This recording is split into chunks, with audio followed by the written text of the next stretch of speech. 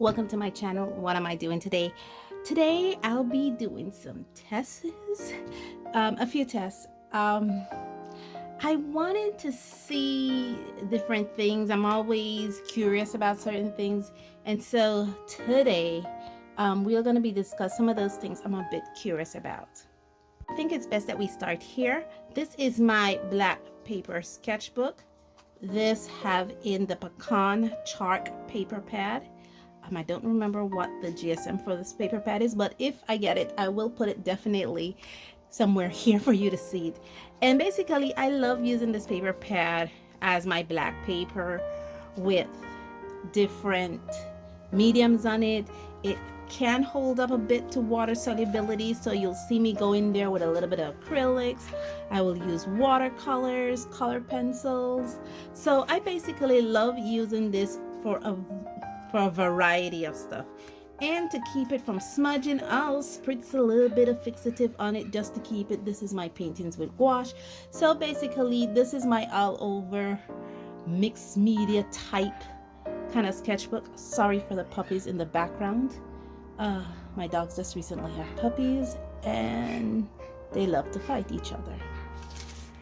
So here we go. You'll hear them playing in the background. So basically, one of the things that I learned with this type of paper, it is very, very, very absorbent. Therefore, when you're going in there with watercolor paints, it tends to absorb the watercolor paints very quickly.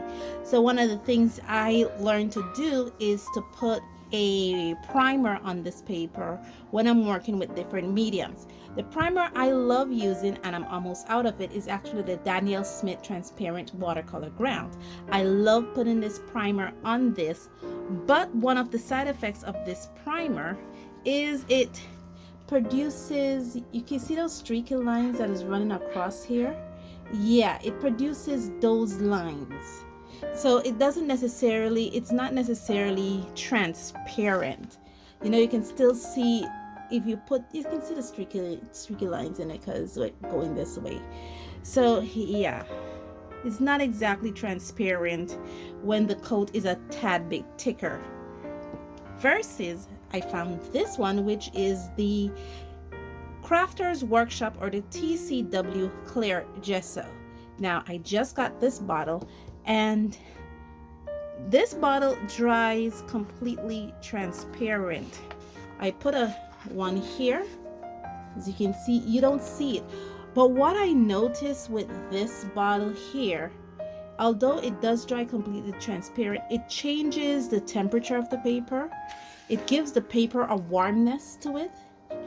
So I'm not certain if it does that, if this itself has a bit of warm texture to it, but I noticed my paper a bit redder, so it's a bit warmer than usual.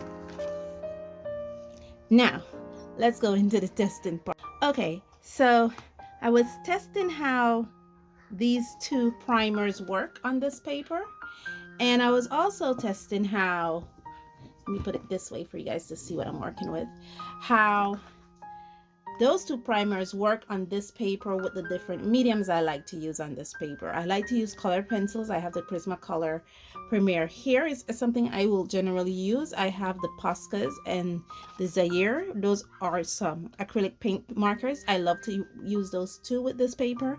I have some watercolor, which is something I tend to use too on this paper once I primed it. I have some chalk pastels and some oil pastels, which is also things I like to use on this paper.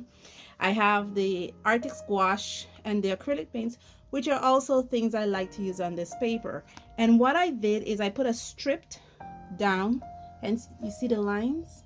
Yeah, this is stripped so that when I sprayed on my fixative, I wanted to see, because you know when you spray fixative onto your artwork, it tends to darken it a bit. I wanted to see how those primers, primarily this one, which is the TWC, what is the difference in color when you use it.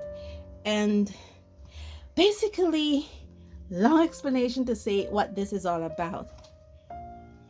There's not much changes here with the colored pencils on the primer. I expect that. And also with this part, I also found when it came to the colored pencils, The gesso was a bit grittier than the transparent water ground, which was a bit smoother. That was also true when it came to the gouache. Not so much with the acrylic paints, as you can see. Yeah, you can see there the changes that happens. You can definitely see it with the Arctic gouache. There's definitely a difference with the primer on both papers, and with the Sargent Art Chalk Pastel. You can definitely see where I covered it. So I just wanted to see that. Unfortunately, I didn't cover the white acrylic paint. That's okay, because you can see it right here. There's a bit of color change right here. Okay. Color pencil, there's a slight change, not too much. The Arctic, the Uniball Posca, there's really no changes, like very minute change with it. The watercolors, not really a lot of changes with it.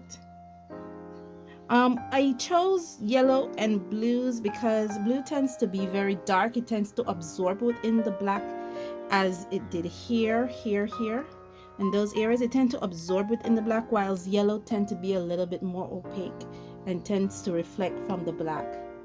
So yeah, let me bring you guys a bit closer without the glare. There you go. So you guys see what I'm working with here. Yeah. Okay, so let me know what you think of this experiment. Is this something you guys think you want to invest in? It's not really. It was like about what, $5 a bottle, and you get a full 8-ounce bottle, so it's really good. And it's clear gesso. Just beware, it might change the temperature of your paper a bit. You see how that goes? Okay, or would you guys stick with the transparent watercolor ground? There is so much seen on this paper. Okay guys, so yeah, that was just a very quick and short little note of what I've been doing, even though it took me like 3 days to do. I did the video in 2 seconds.